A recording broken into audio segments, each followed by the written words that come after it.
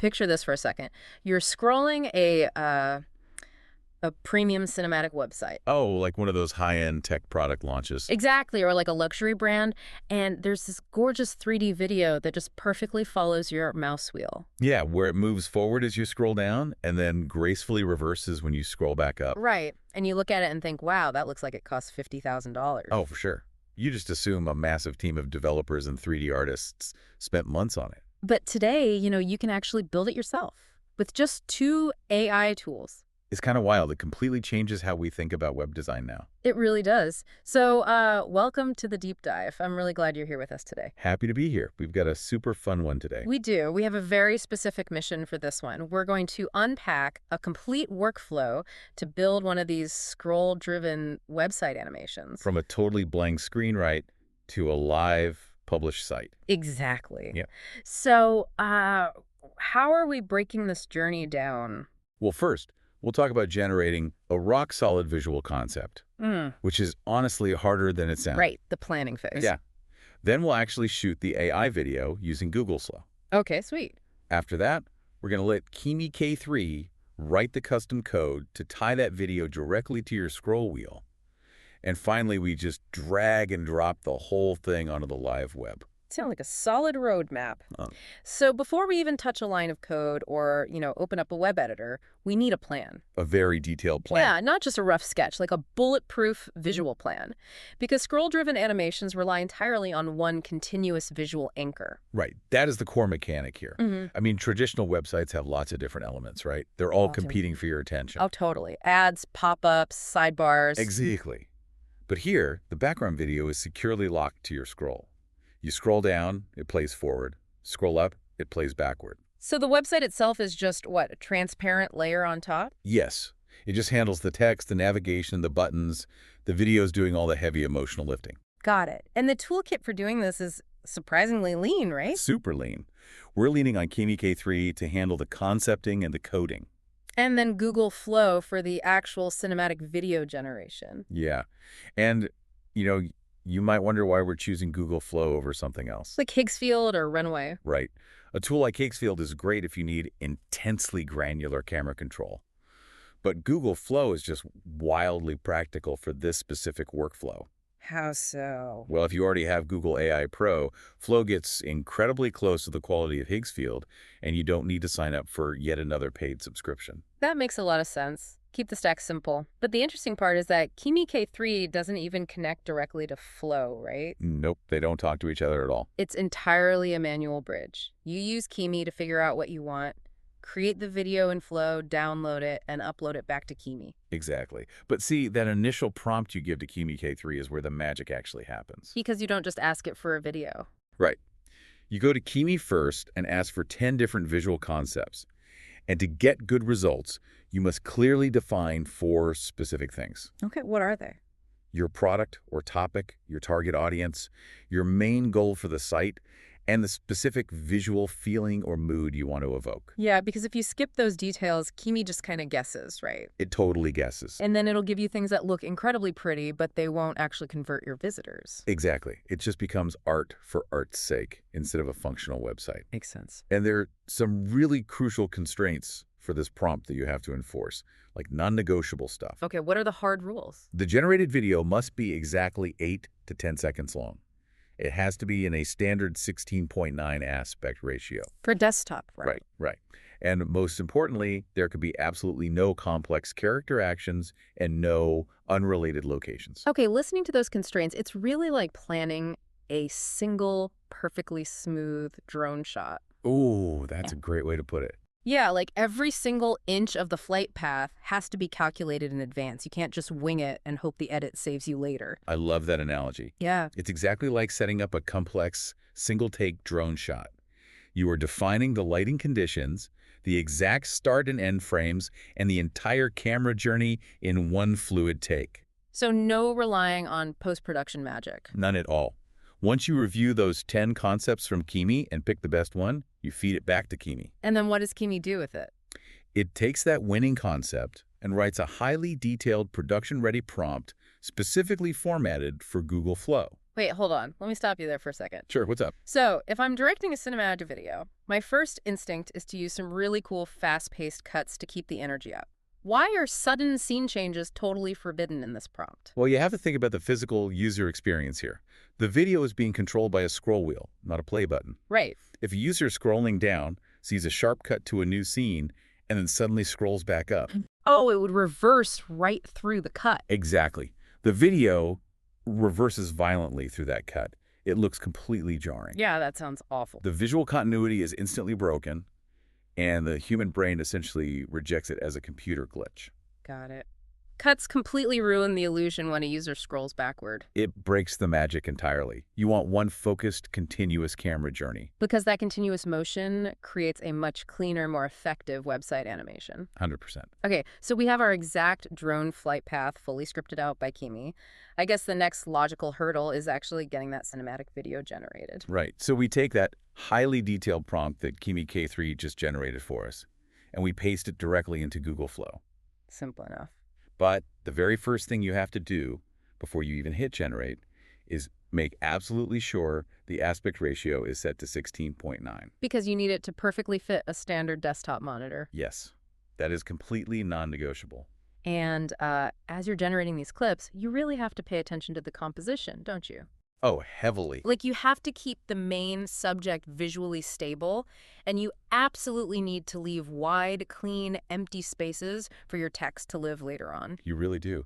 If the frame is too busy or there's high contrast detail everywhere, your website's headline is going to be impossible to read. Right, you need that negative space. And honestly, if you have the computation credits for it, generate multiple versions of the prompt in Flow. Just to have options. Yeah, because small, subtle changes in how the AI interprets camera speed make a massive difference when it comes time to attach it to a scroll wheel. You know, I have to admit something here. Yeah.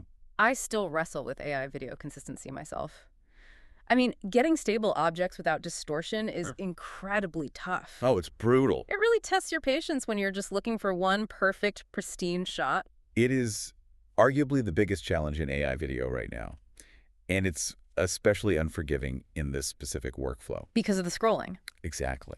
Because when things move backward, minor distortions become glaringly obvious. Oh, I didn't even think about that. Yeah, think about it. A slightly weird shadow or like a melting background element might look okay when the video is playing forward at full speed. Because it just flashes by. Right. But when a user scrubs it backwards slowly with a scroll wheel, it suddenly looks like a monster. That is a great point. So you really spend the time, you sift through the generations, and you download the best, most stable, clean version you can find. Yes, take your time on this step. But we aren't done prepping it, are we? I mean, we can't just throw this straight onto a website. We have to check the frame rate. We do. And this is a step a lot of people just completely miss. Why is it so important? Well, a generated video might look perfectly smooth when you just open it on your desktop and hit play. Right. But manual scrolling is a totally different physics environment for video. We often use frame interpolation to upgrade the video to 60 frames per second before we do anything else. Okay, let me just break that term down for a second. Frame interpolation. Using software to guess and create missing video frames. Spot on. It takes a standard 24 or 30 frame video and fills in the gaps. And it makes a big difference. A huge difference. You do need to review the clip carefully afterward, just to make sure the main object stayed stable during the interpolation process. Right, because AI can sometimes mess up the in-between frames. Yeah, always keep your original file just in case the software introduces weird artifacts. But wait, why go through the extra hassle and rendering time of bumping the video all the way to 60 FPS if it already looks completely fine when you just hit play? Because a standard 24 frames per second video will almost always stutter when it's attached to a scroll wheel. Really? Even if it looks smooth normally? Yeah, because a user doesn't scroll at a perfectly constant cinematic speed. They start, they stop, they hesitate, they flick the wheel fast. Oh, right. It's erratic. At 24 frames, those human micromovements look highly jagged and unresponsive. Pushing it to 60 frames gives the web browser enough visual data to make the scrubbing feel like liquid glass. Wow. Okay. Yeah, no matter how weirdly the user scrolls. Makes sense. High frame rates prevent choppy visual scrubbing during manual scrolling. It really is the secret sauce for making the whole experience feel premium and expensive. So we've got our buttery smooth 60 FPS video. The asset is perfect. Now we have to figure out how to get it onto a web page without breaking it. This is the fun part. Right. This is where we bring Kimi K3 back in to basically act as our AI web developer. This is arguably the most mind-bending part of the workflow. We head back over to Kimi K3. We upload our final, polished video file directly into the chat. Along with the original prompt. Yep. We feed Kimi the original concept we agreed on earlier, and we remind it of the ultimate goal of the website, and then we just tell it to analyze the video. It's literally acting as a senior front-end designer here. Exactly. It studies the color palette of the video. It studies the pacing of the camera movement. It maps out those clean, negative areas we left so it knows exactly where text can safely go without covering the subject. To really understand how powerful this is, let's look at a specific case study from our sources. The AI Fire newsletter example. Oh, I love this example. It perfectly illustrates the method in action. Yeah, so in the video they generated, it features these really cool chaotic particles. They're scattered everywhere across the screen at the beginning. Super chaotic. Then, as the camera pushes in, those chaotic particles slowly filter and coalesce into a warm, glowing ember. Right, and that ember is sitting safely inside a dark, protective glass sphere. It's visually striking, and it's highly metaphorical. Definitely. The chaos represents the overwhelming noise of the AI industry. The glowing ember represents clear, practical, distilled knowledge. Beautiful concept. So we prompt Kimi K3 to build the actual website using this exact video as the background. And we explicitly tell it, do not try to recreate the video with code. Right, don't mess with the video Do itself. not edit the video file. Your only job is to bind the video's timeline directly to the user's scroll progress. Scroll down, the timeline goes forward. Scroll up, the timeline goes backward. And crucially, we tell it. Absolutely no autoplay. Right. If the video autoplays the second the site loads, it completely ruins the interactive scroll mechanic. Because they aren't controlling it anymore. Exactly. The user has to feel like they're in the driver's seat. Okay, so the video's locked in. What about the text? Next, we ask Kimi to choreograph the text. Kimi starts by setting up a clean, transparent navigation bar at the top so it doesn't block the art. Then the timing of the actual copy kicks in. I mean, the main headline for the site is cut through the AI noise. A great headline. Kimi codes it so that headline doesn't just sit there. It only fades in when the chaotic particles in the video finally part and the dark glass sphere actually appears on screen. The timing is critical to the psychological impact. It really is. And then we move down to the values section of the site. Kimi makes the text colors shift organically based on what's happening in the background. Which is so cool. It starts as a crisp, cool white when the particles are chaotic. But as the user scrolls and the video warms up as the ember glows brighter, the text color gracefully shifts to a soft, warm amber to match it. Whoa. I mean, imagine an AI analyzing video pacing just to perfectly choreograph text to an expanding glowing ember. That is stunning. It really is. It's a massive leap in workflow efficiency. Yeah. I mean, you used to need a designer and a developer sitting next to each other for days to time that out perfectly. And now it just happens in a prompt. Exactly. And finally, you have the call to action. The CTA says, join 75,000 plus readers. And where does that go? That text is coded to appear perfectly at the very final frame of the video, right as the warm, glowing ember completely fills the screen. So the math of it is essentially perfectly mapped. 0% scroll depth equals the very first frame of the video. 100% scroll depth equals the final frame. Yep, that's the logic. And the text elements just simply fade in at specific scroll percentages along that journey. And Kimi writes all the HTML, all the CSS, and all the JavaScript from scratch to make that happen. That's incredible. It implements soft, elegant fades. It makes sure to keep the text positioned away from that central glass sphere so nothing important is ever blocked by words. Hold on, this raises a really important practical question. Okay, shoot. The video we generated in Google Flow is strictly 16.9 for a wide desktop monitor. How on earth does this highly choreographed experience work when someone inevitably opens it on a vertical mobile phone? That is exactly where Kimi's CSS skills really shine. It doesn't just write desktop code, it makes the website fully responsive. Oh, really? Yeah.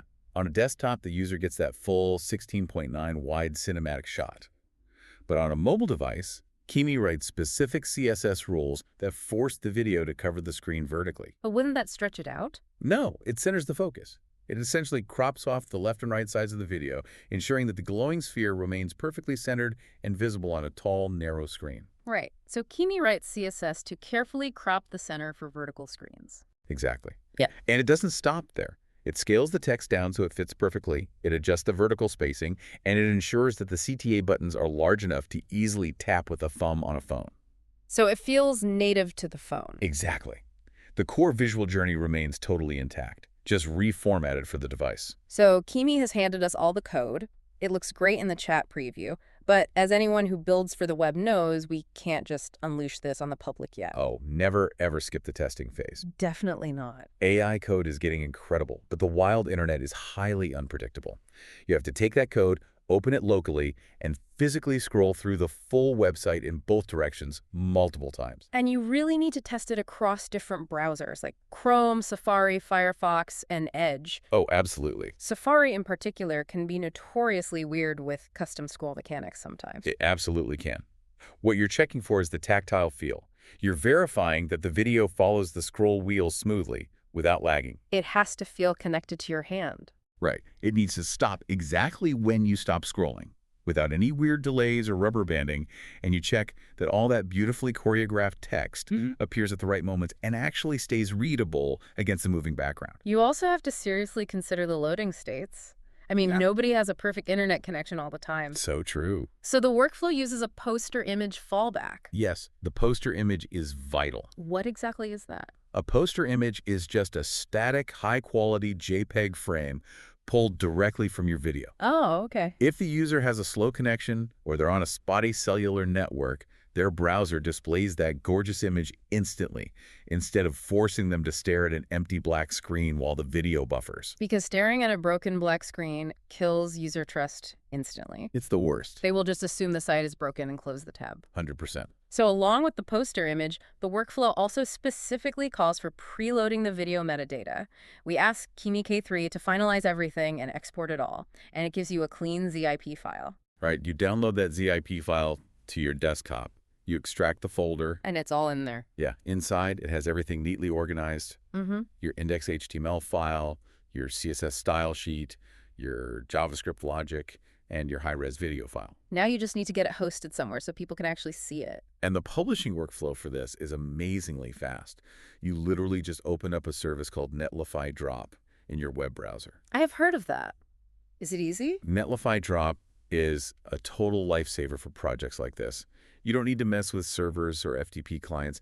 You literally just take that folder from your computer, you drag it into the browser window, and you drop it. Like stacking Lego blocks of data, just drag, drop, and you're instantly live. Honestly, yeah. Within seconds, Netlify processes the files and generates a live public link. Your site is officially on the internet. That fast? That fast. And that's when you do your final sanity check. You open that link on your actual physical phone. You check it on your laptop. You verify that all the magic you built actually survived the upload process and works in the real world. Going back to the code for a second, just to clarify something. Sure, yeah. You mentioned preloading the video metadata earlier during the Kimi phase. Why just the metadata? Why wouldn't we want to preload the whole video right away so it's ready to go? Because it's a huge performance bottleneck. Really? Oh, yeah. If you force the browser to download and preload an entire high-resolution 60 FPS video before it's allowed to render the rest of the page, the user will be sitting there waiting for 10 seconds looking at nothing. Oh, that makes sense. Preloading just the metadata tells the browser the mathematical length and the physical dimensions of the video immediately. So it can build the scaffolding. Exactly. The page builds the layout and the text instantly based on that math, and the heavy video file just streams quietly in the background. It grabs the dimensions instantly without forcing the user through heavy loading times. Exactly. It prioritizes the user experience above absolutely everything else.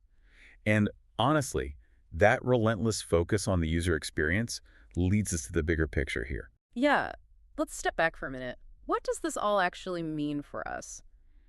If we look at the larger philosophy of this workflow, it teaches a really important lesson. Which is? A premium cinematic result does not come from throwing a million complex, flashy effects at a web page. It really doesn't. In fact, if you look at a lot of modern web design, adding too many effects usually ruins the experience. Oh, totally. It becomes a chaotic, overwhelming mess that makes your computer fans spin up. The premium feel comes from absolute smoothness. It comes from clear, readable text. It comes from a background video that elegantly supports your core message rather than aggressively distracting from it. Simplicity, when it is executed flawlessly, inherently feels expensive. It really does. When a user sees a single gorgeous motion on their screen, Right. and it is tied perfectly to their own physical action of scrolling the wheel, it feels incredibly tactile. It feels premium because it respects their interaction. And the wild part is you don't need a massive specialized design team to achieve that feeling anymore. No, not at all. You don't need a budget of $50,000 to hire WebGL experts. You really just need one clear, highly constrained visual journey. You need Kimi K3. You need Google Flow.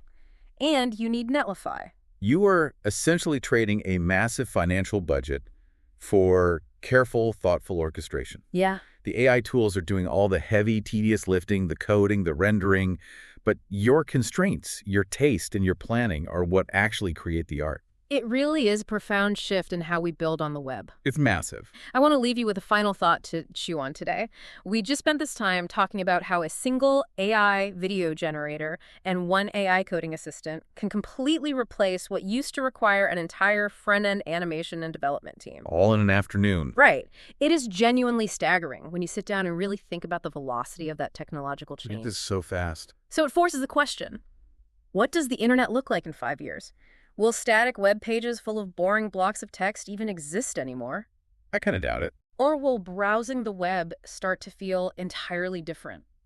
Will every site feel like stepping into a fluid, interactive, personalized movie? That is the ultimate question. The traditional barrier to entry for this level of design has completely vanished. It's totally gone. I highly encourage you to go grab Kimi K3, open up Google Flow, try building your own scroll-driven world today. See what kind of cinematic experience you could orchestrate when the tools are doing the heavy lifting for you. The tools are literally right there waiting for you. Thank you for joining us on this deep dive. Keep exploring, keep building. We'll catch you on the next one.